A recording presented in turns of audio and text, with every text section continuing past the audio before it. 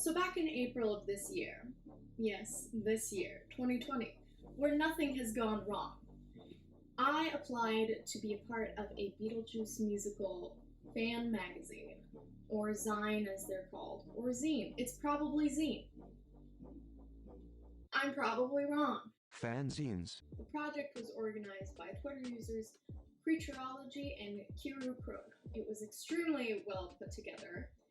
I was really impressed by their timeline of events and their aesthetic for the project because they put in artwork and it was lovely.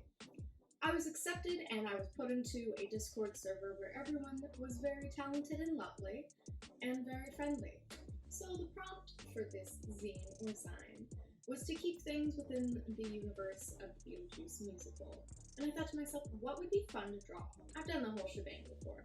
I've drawn sandworms, I've drawn Lydia, I've drawn Beetlejuice, I've drawn all of them. What's something new that I can do? And I thought to myself, you know what was unique to the musical? Spoiler alert, Juno. In the musical, Juno, the caseworker, is revealed at the end of the show, spoiler alert, to be Beetlejuice's mom.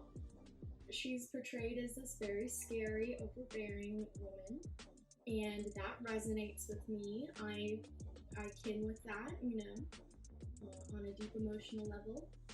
Maybe it's the glasses. Anyways, I wanted to do a piece with her, but I also wanted to incorporate Beetlejuice because, I love him. What I ended up going with was a piece of her being visually overbearing. She's towering over the house and Beetlejuice is scurrying like a little bug. I thought that would be fun. And I thought, what would be a way to convey that she's about to cause harm? A fly swatter. I originally was like, what if it was bug spray? But then I was like, a fly swatter would be more fun to draw. Right. It's more fun to draw fly swatters, right? That very well-known artist struggle? Yeah. So I started in. We were given a template to put our pieces on so that they would fit in the file. And, before everything went down, the zine was supposed to be printed. I'm pretty sure. Don't quote me on that. I thought it was going to be printed, but 2020, the year where nothing has gone wrong, went down. We had a digital fan book, and that's fine. Sometimes life throws punches at you, and you just gotta roll with them, right? Right. First, I went in and I structured everything. So I wanted it to have a strong sense of composition.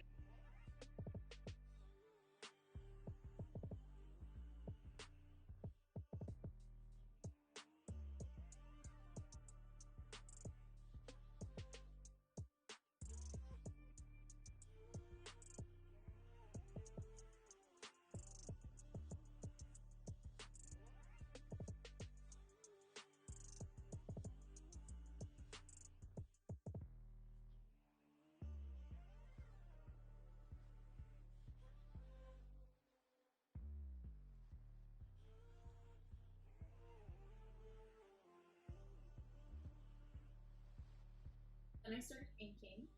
Inking is an important part of the process because I've found that if the ink looks bad, the whole piece looks bad. One of the ways I've found to remedy this is to make sure that the piece looks good on its own without colors before going in with color.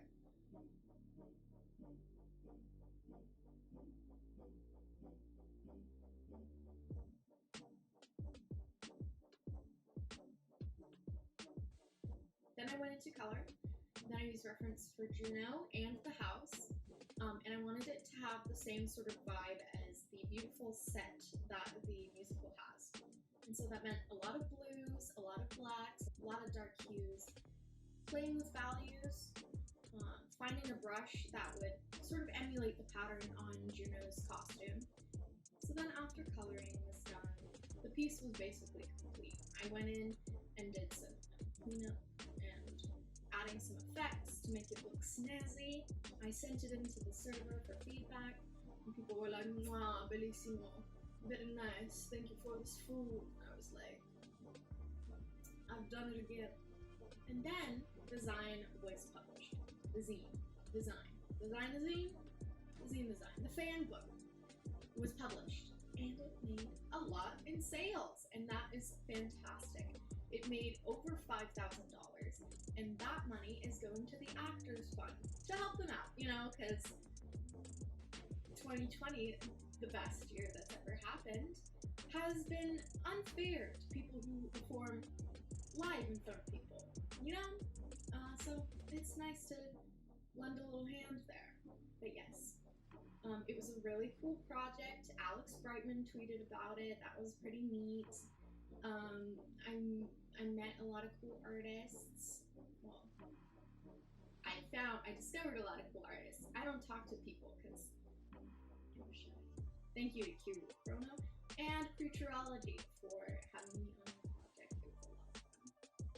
Alright, well that's about it for this video. Thank you guys for watching. My poster for the Zine, I'm thinking about putting it up on Redbubble, but Redbubble's like, oh, you sold a poster, here's $2. So maybe I'll find a way that's more like beneficial to myself, because I think I deserve a little bit of money. I think that's okay. I think that's a reasonable thing to feel. So I'm gonna look into ways to not have to rely on Redbubble for that. But there's probably some link in the description. I don't know. Something like that. But yeah. Bye!